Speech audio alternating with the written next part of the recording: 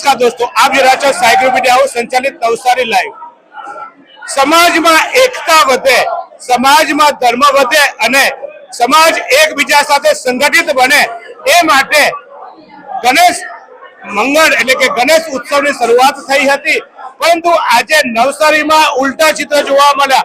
જે સમાજ એકતા માટે ગણેશ ઉત્સવનું આયોજન કરવામાં આવ્યું હતું, લોકમાન્ય તિલકે જે ગણપતિમાં એકતા વધે સમાજની એ માટે જે કામ કર્યું હતું એને લઈને આજે ઉલટું પરિણામ આવ્યું। અને આજે પરિણામ એ આવ્યું કે નવસારી સમસ્ત નવસારી ગણેશ ઉત્સવ મંડળ સંગઠનની આજે મીટિંગમાં રીતસર સામ સામે આક્ષેપો પ્રતિ આક્ષેપો, ધક્કા મુક્કી, કોલરો પકડવા સુધીની વાત પહોંચી। જે સમાજની એકતા માટે ગણેશ ઉત્સવની શરૂઆત કરવામાં આવી હતી એ જ ગણેશ મંડળ આજે નવસારીમાં એક તૂતુ અને મેમેમાં આવી ગઈ। આજે ગણેશ સંગઠનની મીટિંગમાં આપ જોઈ રહ્યા છો તે દ્રશ્યો સર્જાયા। ખૂબ સરસજનક કહેવાય। સંસ્કારી નગરી નવસારીના વાતો કરતી આ સંસ્કારી નગરી અને જ્યાં સમાજની એકતા માટેનો જે ઉત્સવ ઉજવાતો હોય એના મંડળોના પ્રમુખો હોદ્દેદારોએ આજે આ જે દ્રશ્યો છે એ દ્રશ્યો આજે સર્જાયા। આમાં કોની ભૂલ એનો હું આક્ષેપ નથી કરતો, કોણ વ્યક્તિના કારણે આ થયું એની વાત નથી કરતો, પણ દુઃખની બાબત તો એ છે કે આજે આ જે ન થવું જોઈએ એ આ ગણેશ મંડળની મીટિંગમાં યોજવામાં આવ્યું। પ્રવીણ શિંદેની અધ્યક્ષતામાં યોજાયેલી આ મીટિંગમાં જે હોદ્દેદારો હતા એ પણ એટલા નબળા પડ્યા।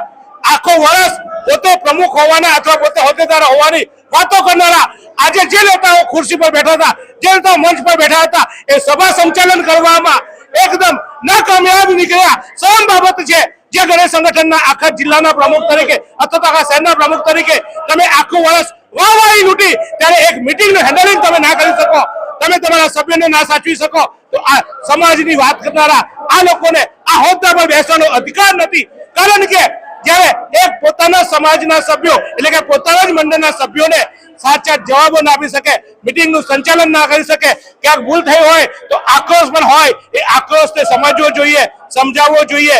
પરંતુ રાજકીય આકાઓની કૃપાથી આ હોદ્દા પર બેઠેલા આવા હોદ્દેદારોએ આજે ખરેખર નવસારીને નીચાજોનું કર્યું છે। વર્ષોથી જે ગણેશ મંડળના સભ્યોમાં માન્ય મંગુભાઈ જેવા વરિષ્ઠ વ્યક્તિઓ હતા એ ગણેશ સંગઠનના મંડળને આજે ચોક્કસ 22 વર્ષથી દરરોજ લાખો જીવનોમાં આશા અને આરોગ્યનું પ્રકાશ આપતી Kejal life in multi speciality hospital, અદ્યતન સુવિધા સાથેની હોસ્પિટલ, અનુભવી ડોક્ટરો અને ટેકનોલોજી સહિત ઓપરેશન થિયેટર્સ, આઈસીયુ અને એનઆઈસીયુ વિભાગ, 24 કલાક ચાલતી ઇમરજન્સી સર્વિસીસ, મેડિકલ સ્ટોર અને લેબોરેટરીની સુવિધા પણ ઉપલબ્ધ છે। હોસ્પિટલ સેવાઓ જેમ કે ઓર્થોપેડિક વિભાગ, મગજ અને સ્પાઇન વિભાગ, યુરોલોજી અને હૃદય રોગ વિભાગ, જનરલ સર્જરી વિભાગ, ઈએનટી અને ગેસ્ટ્રોએન્ટરોલોજી વિભાગ, બાળ રોગ વિભાગ, ફિઝિયોથેરાપી સુવિધા, ડેન્ટલ, મનોચિકિત્સા વિભાગ, સ્કિન એસ્થેટિક અને પ્લાસ્ટિક સર્જરી વિભાગ અને 800થી વધુ ડાયાલિસિસ કરતું નવસારીનું એકમાત્ર ડાયાલિસિસ સેન્ટર। પરિવાર દીઠ 10 લાખ સુધીની પ્રધાનમંત્રી જન આરોગ્ય આયુષ્માન યોજના કાર્ડની સુવિધા અને વાહન અકસ્માતના સમયે 50,000 સુધીની વાહન અકસ્માત સહાય યોજના અને કેશલેસ સુવિધા પણ ઉપલબ્ધ છે। Kejal life in multi speciality hospital, તમારું સ્વાસ્થ્ય અમારું ધ્યેય।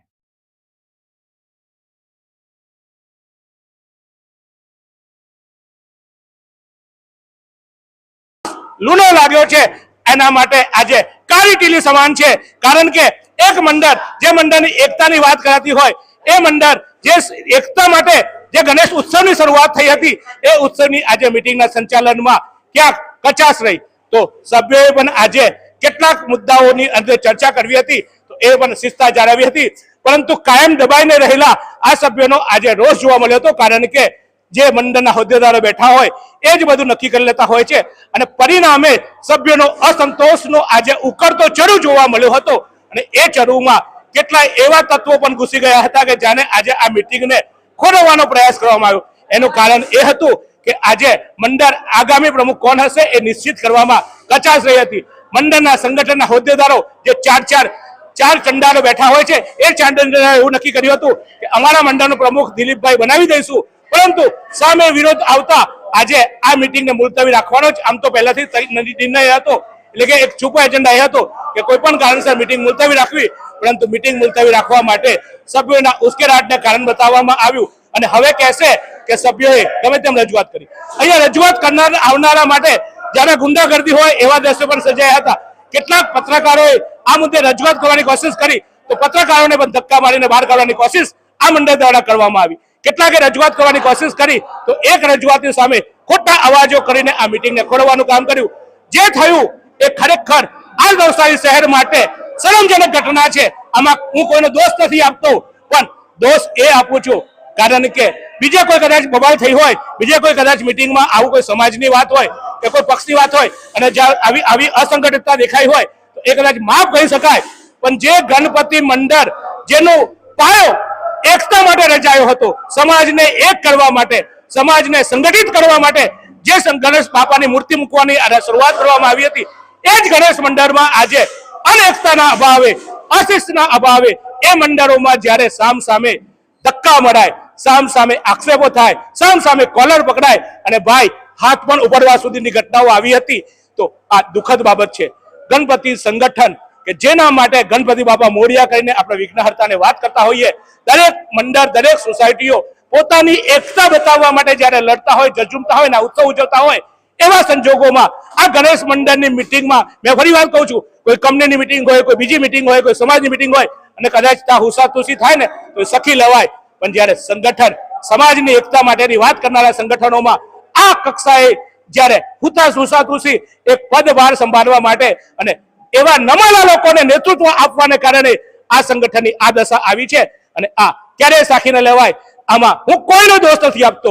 આમાં જેટલા ઉપસ્થિત હતા તમામ ગણેશ બાપાને ઓળખીને આવ્યા હતા, તો બાપાને દિલમાં રાખીને વર્તન કરવું જોઈતું હતું. એ અહીંયા આવેલો સભ્ય હોય કે અહીંયા બેસેલો નેતા પર બેસેલો ખુરશી હોય, પરંતુ આજે દુઃખની સાથે કહેવું પડ્યું કે આ ગણેશ સંગઠન હવે માત્ર કોલર ઊંચા કરવા માટે, ગણેશ સંગઠન માત્ર પોતાનો વોટ મારવા માટે યોજાવા માંડ્યું છે અને એને લઈને આગામી દિવસમાં આ શહેરની એકતા, સંગઠિતતા સામે પ્રશ્નાર્થ ઉભો કર્યો છે. આજે આ મંડળની મિટિંગે ઉહાબો થતા પહેલાથી નિશ્ચિત હતું, કારણ કે એ લોકો અનિર્ણિત હતા કોને પ્રમુખ બનાવવા, કોને હોદ્દેદાર બનાવવા, એટલે મિટિંગ તો મુલતવાની જ હતી. પરંતુ કહેવાય ને કે એક બાનું જોઈતું હતું અને એ બાનું મળી ગયું એટલે આજની મિટિંગ બરખાસ્ત કરી દેવામાં આવી. એ બરખાસ્ત કરવાની જાહેરાત સુદ્ધા પણ એ લોકો જાહેર મંચ પરથી ના કરી શક્યા. આ નપુસંગતા છે આ નેતાઓની, આ નપુસંગતા હતી આ મંડળના વર્ષો સુધી જે નેતાઓ રાજકીય આકાઓએ ચૂંટેલા, રાજકીય આકાઓના ખોળામાં બેસીને આ પદભાર સંભાળના આ નેતાઓએ આજે આ શરમજનક બાબત એ કરી કે મિટિંગ મુલતવી રાખવાની ઘોષણા પણ એ લોકો જાહેરમાં ના કરી શક્યા. ત્યારે જે હોદ્દેદારોએ આમને બેસાડ્યા છે એમને ચોક્કસ એ વાતનું દુઃખ થવું જોઈએ, કારણ કે તમે કોઈ પક્ષની વાત નથી કરતા, મારા બાપાના આ મંડળની વાત કરતા હતા. જે બાપા માટે અમે યુવાનો, અમે લોકો આખો દિવસ 10 દિવસ ભક્તિ કરતા હોઈએ, એ બાપાના આગમન માટે 3 મહિનાથી અમે તૈયારી કરતા હોય, એ બાપાના નામે બનાવેલા મંડળમાં તમે આ ઘૂસણખોરિયાઓ હોદ્દેદારો બેસાડીને અમારી લાગણી દુભાવી છે. આ મારી નહીં, આખા ગણેશ મંડળની, દરેક યુવાનની જે ગણપતિ બાપા સાથે જોડાયેલો છે એ તમામની આ લાગણી તમે ખંડોરી છે. તમને બાપા માફ નહીં કરે, દુનિયા માફ કરશે, આ સભ્યો માફ કરશે. કદાચ કાલે સમાધાન કરીને કોઈને હોદ્દો આપી દેશો ને તો તમારી વાહવાહી કરશે, તમારા ચંપલ ચાટશે, તમારા જુગતા ચાટશે, પણ મારો બાપા તમને માફ નહીં કરે, કારણ કે બાપાના નામે તમે આ કાંડ કર્યા છે, એ કાંડ સાખી નહીં લેવા. તો જોતા રહો આ જ રીતે નવસારી લાઈવ.